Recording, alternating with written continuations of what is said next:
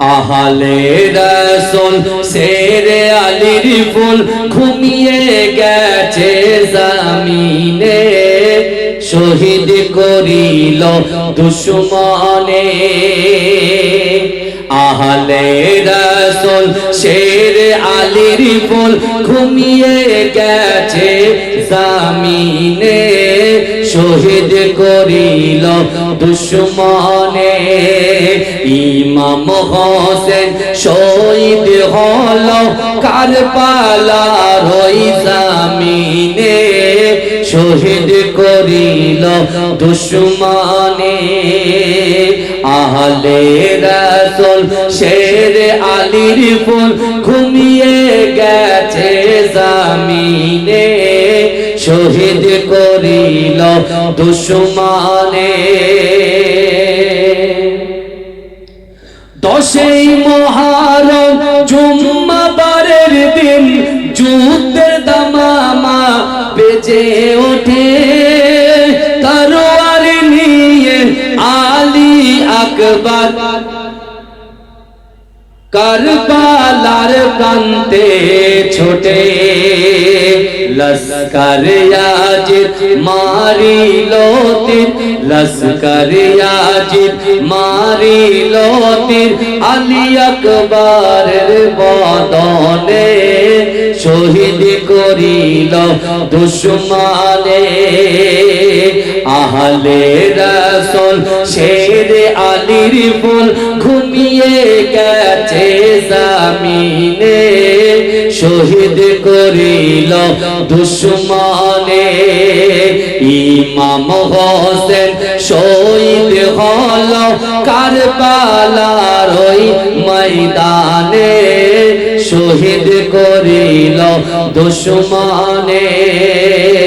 দশই মুহররম জুম্মাবারের দিন যুদ্ধে দামামা বেজে ওঠে, তরোয়ার নিয়ে আলী আকবর কারবালা প্রান্তে ছোটে।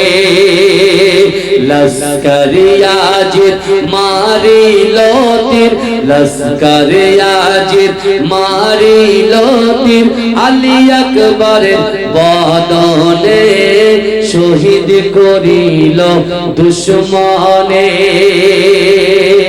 হোসেন কোলে শিশু আজকার পানির তরে কাঁদিতে রয়, পানির বদলে এজিদ সেনা তীর মারিল আজকারের সিনায়।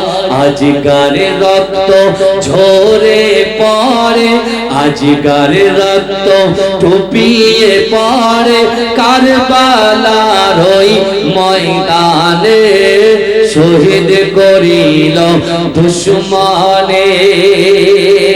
দশই মুহররম জুম্মাবারের দিন যুদ্ধে দামামা বেজে ওঠে, তরোয়ার নিয়ে আলী আকবর কারবালার প্রান্তে ছোটে।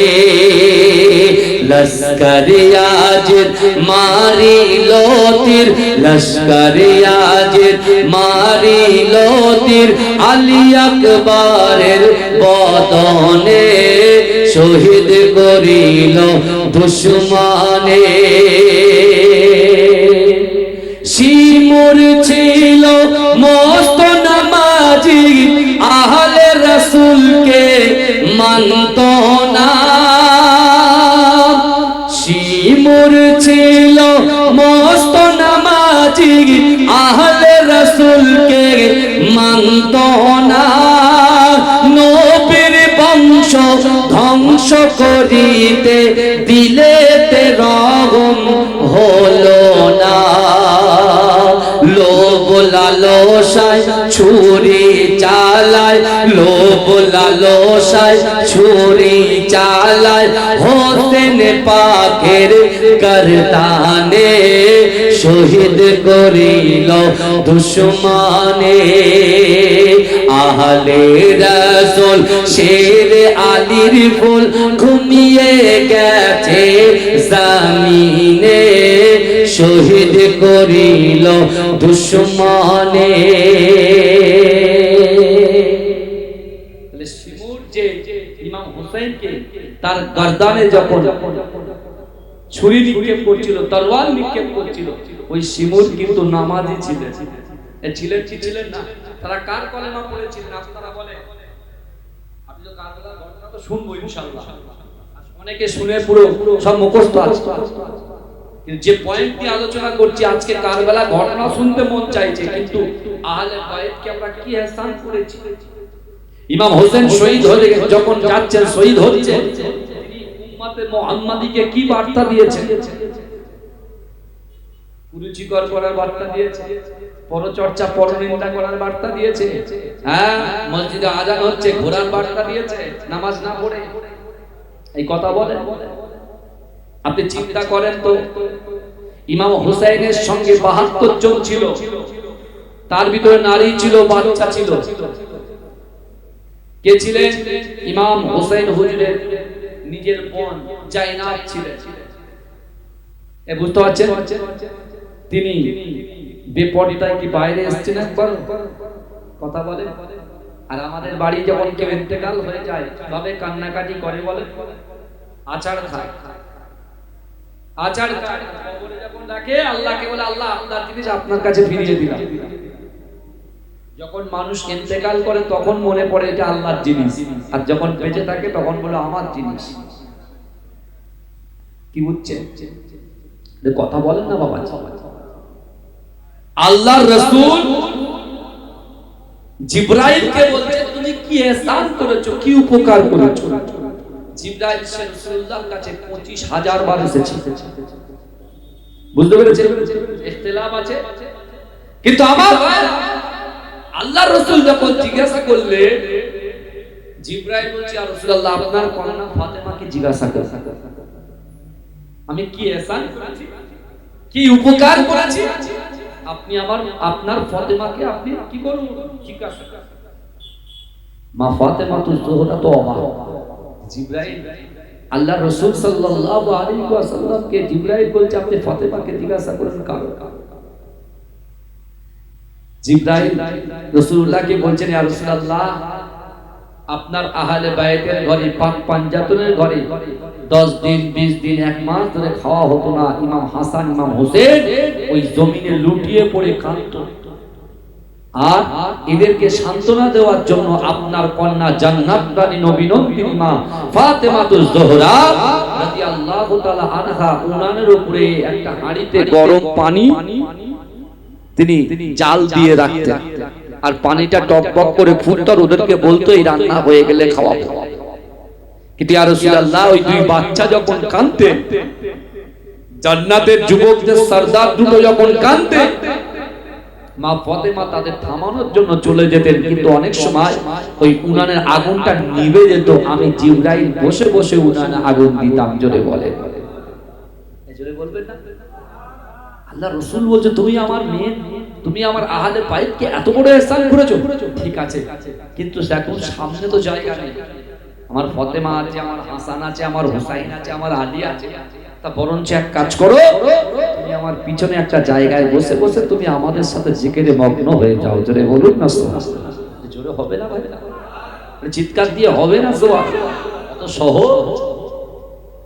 বাপ কেমন দেখেন, মা কেমন দেখেন, ফেরেশতাদের সরদার এসে রাসূলুল্লাহর পিছনে, আল্লাহর রাসূলের পিঠ আর পিঠের সাথে জিবরাইলের বুক এরকম টাচ হয়ে আছে। জিকির শুরু করছে, লা ইলাহা ইল্লাল্লাহ, লা ইলাহা ইল্লাল্লাহ, আশহাদু আল্লা ইলাহা ইল্লাল্লাহ ওয়াহদাহু লা শারীকা লাহু ওয়া নাশহাদু আন্না মুহাম্মাদান আবদুহু ওয়া রাসূলুহু। এ যুবকেরা, একটা টাইমে যখন আহলে বাইতের জিকির যখন সমাপ্ত হলো, জিকির যখন বন্ধ হয়ে গেল, জিবরাইল সালাম দিলেন। আমার দয়ার নবীকে সালাম দিয়ে জিবরাইল জিবরাইল যখন প্রথম আসমান থেকে দ্বিতীয় আসমান থেকে তৃতীয় আসমানে পৌঁছালেন, আমার আল্লাহ পাক রব্বুল আলামিন জিবরাইলকে বললেন, ও জিবরাইল তুমি দাঁড়িয়ে যাও। জিবরাইল মনে মনে চিন্তা করছে, না না না, দুনিয়ার জমিনে আমার কি কোনো ভুল হলো নাকি? আমার আল্লাহ কখনোর জন্য তৃতীয় আসমানে আমাকে দাঁড় করান নাই। এ যুবকেরা, আমার আল্লাহ পাক রব্বুল আলামিন জিবরাইলকে যখন দাঁড় করিয়ে দিলেন, জিবরাইল আল্লাহকে জিজ্ঞাসা করে, ও রব্বুল আলামিন আল্লাহ পাক, আমি জিবরাইল কি কোনো ভুল করেছি নাকি? আমি জিবরাইল কি কোনো ভুল করে ফেলেছি? আমার আল্লাহ বলছো, জিবরাইল শোনো, তুমি যে জায়গা থেকে এসেছো, আমার হাবিবুল্লাহ, আমার আহলে বাইতকে, আমার হাবিবুল্লাহর বংশকে আমি আল্লাহ যে মর্যাদা দিয়েছি, আমার হাবিবুল্লাহর পিছনে তোমার গায়ে টাচ লেগেছে, অর্থাৎ আমার হাবিবুল্লাহর গায়ে যে জান্নাতি সুঘ্রাণটা আছে, আহলে বাইতের গায়ে যে সুঘ্রাণটা আছে, ওই ঘ্রাণটা তোমার গায়ে আছে। অর্থাৎ প্রথম আসমান ওই ঘ্রাণে ছয়লাভ হয়ে গেছে, দ্বিতীয় আসমান ঘুরিয়ে গেছে, তৃতীয় আসমানে তুমি যখন এসেছো, আমি আল্লাহ পাক রব্বুল আলামিন আমার হাবিবুল্লাহর এই সুঘ্রাণটা অন্য ফেরেশতাদের নেওয়ার জন্য আমি আল্লাহ পাক সকল ফেরেশতাদেরকে হুকুম করলাম, যাও আমার জিবরাইলের কাছ থেকে তোমরা একটু মুসাফা করে এসো। এজন্য বলুন না সুবহানাল্লাহ, হবে না সুবহানাল্লাহ। আমার রাসূলুল্লাহ টাচ লেগেছে গায়ে, সুঘ্রাণ এসেছে কার গায়ে? জিবরাইলের গায়ে। আর আল্লাহ বলছে তুমি শুধু একা আমার রাসূলুল্লাহর সুঘ্রাণ নেবে না, যত ফেরেশতা আছে সবাই তোমার হাতে হাত দিলে মানে আমার রাসূলুল্লাহর সুঘ্রাণটা সবার গায়ে পৌঁছে যাবে, জোরে বলে। কিন্তু আমার ভাই জানেরা, হে নবী পাকের উম্মতিরা, বিশ্ব নবী রাসূলুল্লাহ সাল্লাল্লাহু আলাইহি ওয়াসাল্লাম নিজের আপন পুত্র ইব্রাহিমকে বাম রুতে রেখেছেন। আল্লাহর রাসূলের নওয়াসা মা ফাতেমাতুজ জোহরা রাদিয়াল্লাহু তাআলা আনহার সুযোগ্য সন্তান ইমাম হুসাইনকে ডান রুতে বসিয়ে রেখেছে। ও যুবকেরা, আপন সন্তান আর কন্যা সন্তানকে আল্লাহর রাসূল এত মোহাব্বত করছেন, এত আদর করছেন। হঠাৎ করে আবার জিবরাইল এসে আল্লাহর রাসূলকে সালাম দিলেন, আসসালামু আলাইকা ইয়া রাসূলুল্লাহ, আসসালামু আলাইকা ইয়া হাবিবাল্লাহ। আল্লাহর রাসূল সালামের জবাব দিলেন। ও যুবকেরা, জিবরাইল এসে আল্লাহর রাসূলকে বললেন, ইয়া রাসূলুল্লাহ, হাবিবাল্লাহ, না না না, আপনার কাছে একটা সংবাদ দিতে এসেছি। আল্লাহর রাসূল বলছে, ভাই জিবরাইল, আপনি কি সংবাদ দিতে এসেছেন? বলছি, ইয়া রাসূলুল্লাহ, হাবিবাল্লাহ, যেটা আপনার নিজের সন্তান আর একটা কন্যা সন্তান, এই দুই সন্তানকে আল্লাহ পাক আপনার কাছে রাখবেন না, যে কোনো একজনকে আল্লাহ পাকেরকে দিয়ে দিতে হবে, আল্লাহ পাক একজনকে নিয়ে নেবে। আপনি কি বলতে চান? হে যুবকেরা, আমার রাসূলকে আল্লাহ পাক ওমা আরসালনাকা ইল্লা রাহমাতাল লিল আলামিন করে পাঠিয়েছে। ও যুবকেরা, আমার রাসূল চিন্তা করে, না না না, আমার হাসানকে যদি আমি আল্লাহকে দিয়ে দিই, আমার হুসাইনকে যদি আমি আল্লাহকে দিয়ে দিই, আমি রাসূলুল্লাহ কষ্ট পাবো, আমার ফাতেমা কষ্ট পাবে, আমার আলী কষ্ট পাবে, আমার সাহাবারা যারা হুসাইনকে মোহাব্বত করত, আমার সাহাবারা হুসাইনকে যারা কোলে কোলে দিয়ে ঘুরে বেড়াতো, তারাও কষ্ট পাবে। কিন্তু না না না, আমার ইব্রাহিমকে যদি আল্লাহকে দিয়ে দিই, আমি রাসূলুল্লাহ একা কষ্ট পাবো, না না না, আমার কন্যা, আমার সাহাবারা, আমার আলী কষ্ট পাবে, আমি রাসূলুল্লাহ এটা সহ্য করতে পারবো না। ও যুবকেরা, আল্লাহর রাসূল বললেন, ভাই জিবরাইল, যাও, আমার নিজের সন্তান ইব্রাহিমকে আমি আল্লাহকে দিয়ে দিলাম। ভাইজান চিন্তা করে, এটা আমার সেটা আমার, আমরা চিন্তা করি জায়গা ভাগ করার সময় আমার মনে যে আগে আমি কখন নেব। আল্লাহর রাসূলের কাছে জিবরাইল এসে বলছে, আপনার আপন পুত্র ইব্রাহিমকে আপনি রাখতে পারেন, আর আপনার কন্যা ফাতেমার পুত্রকে আপনি রাখতে পারেন, দুটোকেই রাখুন, কিন্তু একটাকে আল্লাহকে দিতে হবে। রাসূল কোনটা চুজ করলেন? কারণ নিজে আমার ক্ষতি হলে আমার কষ্ট, আর যদি মেয়ের ক্ষতি হয় জামাই কষ্ট পাবে, মেয়ে পাবে, আর তাদের যারা মহব্বত করে ভালোবাসে তারা পাবে। রাসূল নিজের কষ্টটাকে নিজে মেনে নিলেন। আর আল্লাহর রাসূল সাল্লাল্লাহু আলাইহি ওয়াসাল্লাম সাহাবাদেরকে ডেকে ডেকে বলতেন, এ আমার সাহাবারা দেখো, আমার হুসাইন আমার কোলে আছে, কারণ আমি আমার হুসাইনের জন্য, হুসাইনের ভালোবাসার জন্য আমি আমার নিজের আপন পুত্রকে আমি আল্লাহকে দিয়ে দিয়েছি, কুরবান করে দিয়েছি। জোরে বলে সেই ইমাম হুসাইন আস্তে আস্তে বড় হচ্ছে। আল্লাহর রাসূল জানতেন ইমাম হুসাইনকে নির্মমভাবে হত্যা করা হবে, শহীদ বাবাজি। আল্লাহর রাসূল সাল্লাল্লাহু আলাইহি ওয়াসাল্লাম পর্দা নেওয়ার পরে ইমাম হাসান হুজুরের পরে কি হইলে যখন আস্তে আস্তে মুয়াবিয়া যখন খলিফা হলেন, তার পুত্র ইয়াজিদ, তাই তো নাকি কথা বলে, তার পুত্র ইয়াজিদ যখন মাসনাদে বসলে, ভাই কিছু কিছু গোপনে গোপনে অনেক বদমাইশি মানুষের ভিতরে আছে, কিন্তু প্রকাশ্যে আসে না। আর যখন পাওয়ার পেয়ে যায় তখন প্রকাশ্যে আসে। যারা কথা বলার নয় তারা খুব কথা বলে, তাই না? বুঝতে পারছেন? একটা জিনিস মনে রাখতে হবে, পাওয়ার পেয়ে পাওয়ারটাকে মিসইউজ করলে আগামী দিনে চেয়ার থাকবে কিন্তু মানুষ থাকবে না। কথা ঠিক না ভুল? কথা বলে চেয়ারের জায়গায় থাকবে তো মানুষ চেঞ্জ হবে। আমি এখানে বসে আছি, কিছু পরে আরেকজন আসবে, বুঝতে পারছেন না? কিন্তু কথাগুলো রয়ে যাবে, ব্যবহারটা রয়ে যাবে। ইয়াজিদ যখন খলিফা বলেন, ইমাম হোসেন হুজুরের কাছে কুফা থেকে বারবার ফরমান আসছে, ইমাম হোসেন হুজুর আমরা ইয়াজিদকে খলিফা বলে মানতে পারি না, আমরা সকলে আপনার হাতে বায়াত হতে চাই, অর্থাৎ আপনি আমাদের খলিফা হবেন। জোরে বলুন, এই জোরে বলবেন। আর কুফার গভর্নর ছিল নোমান বিন বাসির, বুঝতে পেরেছেন? তিনি ছিলেন রাসূলুল্লাহর মস্ত বড় একজন সাহাবা, তার দায়িত্বে আছেন কুফা। আর বাবাজি যখন তিনি শুনলেন যে কুফা থেকে চিঠি যাচ্ছে কোথায়? মদিনায়। কোথায় যাচ্ছে বলে? মদিনায়, যেখানে ইমাম হোসেন হুজুর আছেন, যে আপনি চলে আসেন, আর আপনি যদি কুফাতে না আসেন তাহলে আমরা কাল কিয়ামতের মাঠে আপনাকে ধরবো, আল্লাহকে বলবো, আল্লাহ আমরা বাতিলের কাছে মাথা নত করতে চাইনি, বর্বরের কাছে মাথা নত করতে চাইনি, যারা ইসলাম বিরোধী শরিয়াত বিরোধী কাজকর্ম করেছেন তাদের কাছে আমরা মাথা নত করতে চাইনি, কিন্তু আমরা বারবার করে আল্লাহর রাসূলের নওয়াসা ইমাম হুসাইনকে ডাকার পরেও তিনি কিন্তু আমাদের ডাকে সাড়া দেননি। আল্লাহ তার জন্য আমরা বাতিলের কাছে মাথা নত করতে বাধ্য হয়েছি। আল্লাহর রাসূলের সাহাবারা হযরত আবু বকর হুজুরের সন্তান, ওমর হুজুরের সন্তানরা ইমাম হোসেন হুজুরকে বলছেন, হুজুর আপনি এখান থেকে যাবেন না কুফা থেকে, কারণ কুফার মানুষরা ভালো না, ওদের ভিতরে আবেগ বিরাজ করে, আবেগ।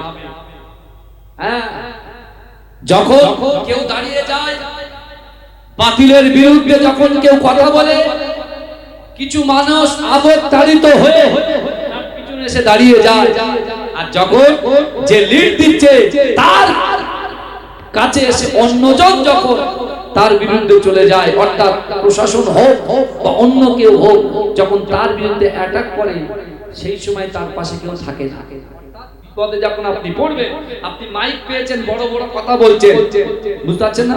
মাইকে একদম পেয়েছি বলে যা ইচ্ছা তাই মন গড়া বলে গেলাম, যখন আমার উপরে একদম ডাইরেক্ট অ্যাকশন শুরু হবে, আমার সামনে থাকা লোক সুবহানাল্লাহ আলহামদুলিল্লাহ তাকবীর দেওয়া মানুষগুলো বলবে, ভাই আগে পালা, নিজে বাঁচানো ফরজ, নিজের জান বাঁচানো ফরজ, বলো হুজুর যায় হোক সব পালা।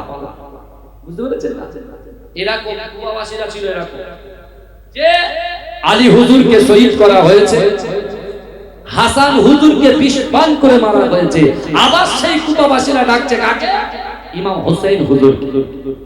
তাই ইমামে হোসেন মদিনার গভর্নরের কাছে গেলেন, যেই গিয়েছেন মদিনার গভর্নর বলছে, এই ইমাম হোসেন আপনি শুনে আমার কাছে ফরমান এসেছে, ইয়াজিদের হাতে আপনাকে বায়াত গ্রহণ করতে হবে, আর আপনি যদি বায়াত গ্রহণ না করে তাহলে ইয়াজিদ বড় কঠোর হয়ে আপনার সামনে আসবে।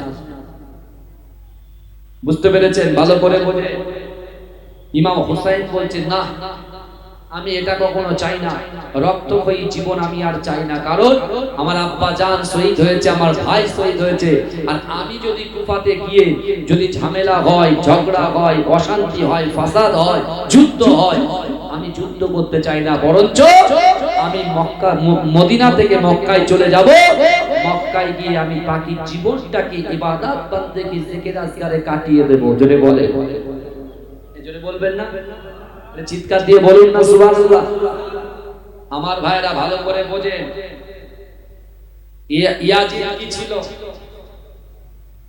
ইয়াজিদ কি খুব ভালো লোক ছিল? অনেকে আবার ভালো বলে, বুঝতে পারছেন? অনেকে ভালো বলে, বুঝতে পেরেছেন? আল্লাহ রাসূলের সাহাবাদেরকে কুরুচিকর মন্তব্য করতে নেই, কিন্তু ইয়াজিদ ছিল একজন অত্যাচারী, তিনি ছিলেন বর্বর। এবার আপনি বুঝে নেন, বেশি খোলাসা করে দেখবেন কারবালার ঘটনা বলতে গিয়ে অনেক হুজুররা পাশ কাটিয়ে পালায়, বুঝতে পারছেন না? বলতে গেলে অত সহজ নয়। যারা রাসূলুল্লাহকে দেখেছে, যারা রাসূলুল্লাহ যাদের রাসূলকে যারা দেখেছেন তাদেরকে আবার অন্যজনরা দেখেছেন, তাদের নামে বক্তব্য দেওয়াটা অত বড় ব্যাপার নয়, পড়াশোনা করে এসে বলতে হবে, নাহলে কিন্তু ইনজাম সব নিজের গায়ে আসে। কিন্তু আমার ভাইরা আপনি চিন্তা করুন, হুসাইন যাচ্ছে কোথায়? মক্কায়। যে হুসাইন নিজের নানা জান বিশ্বনবী হায়াতুন নবী মুস্তাফা জানে রহমত আকায়ে মাওলা মুহাম্মদুর রাসূলুল্লাহ সাল্লাল্লাহু আলাইহি ওয়াসাল্লামের দরবারে মসজিদুল নববীতে ফজরের নামাজ পড়ে আল্লাহর রাসূলের রওজাটা জিয়ারত করত, জোহরের নামাজ পড়ে আল্লাহর রাসূলের রওজাটাকে জিয়ারত করত, আসরের নামাজ পড়ে রাসূলুল্লাহর রওজাটাকে জিয়ারত করত, মাগরিবের নামাজ পড়ে রাসূলুল্লাহর রওজাটাকে জিয়ারত করত, এশার নামাজ পড়ে রাসূলুল্লাহর রওজাটাকে জিয়ারত করত, তাহাজ্জুদের নামাজ পড়ে আল্লাহর রাসূলের রওজাটাকে জিয়ারত করত। যে বিশ্বনবী রাসূল সাল্লাল্লাহু আলাইহি ওয়াসাল্লাম ইমাম হোসেনের ডান দিকে চুমা খেয়েছেন, বাম দিকে চুমা খেয়েছেন, ঠোঁটে চুমা খেয়েছেন, কপালে চুমা খেয়েছেন, ঘাড়ে গর্দানে চুমা খেয়েছেন, যে রাসূলুল্লাহ যে ইমাম হোসেনকে মুহাব্বত করেছে, ওই হোসেন ইসলামের জন্য ভালো রাখতে গিয়ে তিনি মদিনা ছেড়ে যাচ্ছেন মক্কা। মক্কা আর আবু বকর হুজুরের সন্তান এবং ওমর হুজুরের সন্তানরা বারবার বলছে আপনি যাবেন না, কারণ কুপার মানুষরা কিন্তু আপনাকে ধোঁকা দেবে, কুপার মানুষরা ধোঁকা দেবে। আবার এক একটা চিঠিতে ওই রকম ভাবে আসছেন, যদি আপনি না আসেন তাহলে কিয়ামতের ময়দানে আপনার বিরুদ্ধে আল্লাহর কাছে নালিশ করা হবে। তখন ইমাম হোসেন বলছে তাহলে এক কাজ করা যাক, এত চিঠি আসছে অন্তত পক্ষে তারা আমার কাছে ঠিকঠাক চিঠি দিচ্ছে কি নকল দিচ্ছে কি ভুয়ো দিচ্ছে সেটা তো দেখার ব্যাপার আছে। তাহলে এক কাজ করি, আমার একজন প্রতিনিধি যাক কুফাতে, আমার এক প্রতিনিধি যাক, সে যাচাই বাছাই করে, সে মানুষের সঙ্গে কথা বলুক, সে যদি আমাকে বলে যে না যারা চিঠি দিয়েছেন তারা সত্যি সত্যি ভালো মানুষ, তাহলে আমি হোসাইন ঠিক কুফাতে চলে যাব। কাকে পাঠালেন? মুসলিম বিন আকিলকে তিনি ঠিক করলেন, তার নিজের চাচাতো ভাই ইমাম হোসেন হুজুরের চাচাতো ভাই মুসলিম বিন আকিলকে তিনি রেডি করলেন, বললেন ভাই তুমি যাও। কিন্তু মুসলিম বিন আকিল যখন যাচ্ছেন তার দুটো বাচ্চা সন্তান বলছে আব্বু আপনি তো চলে যাচ্ছেন, তা আমাদেরকেও নিয়ে যান, আমরাও একটু দ্বীন ইসলাম প্রচার করতে গিয়ে আল্লাহর কাছে অর্থাৎ রাসূলুল্লাহ সাল্লাল্লাহু আলাইহি ওয়াসাল্লামের সাথে কাল কিয়ামতের মহামাত ময়দানে এই কাজের জন্য আল্লাহর রাসূল আমাদের জন্য একটু সাফাত করে দয়ার জান্নাত পৌঁছে দেবে। জোরে বলুন না সুবহানাল্লাহ। মুসলিম বিন আকিলকে কুফাতে পাঠিয়ে দিলেন কে? ইমাম হোসেন হুজুর আর রাসূলুল্লাহর কিছু সাহাবা।